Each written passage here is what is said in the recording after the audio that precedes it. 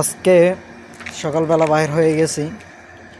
আজকে সর্বোচ্চ আদালতে গিয়ে বিচার দিব। সর্বোচ্চ আদালত মানে বুঝেন কোনটা? আদালত হচ্ছে যে আল্লাহর ঘর, আর বিচার হচ্ছে যে আল্লাহর ঘর। তো আজকে গিয়ে সর্বোচ্চ আদালতে বিচার দিব যে যারা আমার হক খাচ্ছে এবং খেয়েছে তাদের বিচার যেন আল্লাহ তাআলা প্রতি সেকেন্ডে সেকেন্ডে করে। আল্লাহ কোনো দিন কারো দোয়া কি করে না, বাতিল করে না আল্লাহর দরবার থেকে।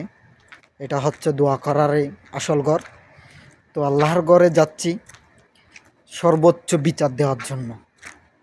যারা আমার হক মেরে খেয়েছে, আমাকে কষ্টে ফেলতে চায়, তাদের প্রতিটা বিচার যেন আল্লাহ তাআলা প্রতি সেকেন্ডে সেকেন্ডে করে, একদিন যেন আমার চোখের সামনে করে। আমার গামের টাকা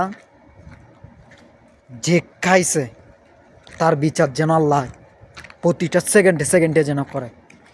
সেই দোয়াটা আমি সর্বোচ্চ আদালতে যাচ্ছি করার জন্য এ সকালবেলা। ইনশাল্লাহ সবসময় সকালের নামাজটা পড়ি, আল্লাহকে বলি।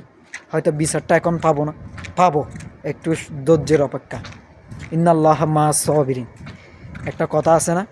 আল্লাহ তাআলা ধৈর্যশীলকারীকে অসম্ভব পছন্দ করে, যেটা সীমার বাহিরে।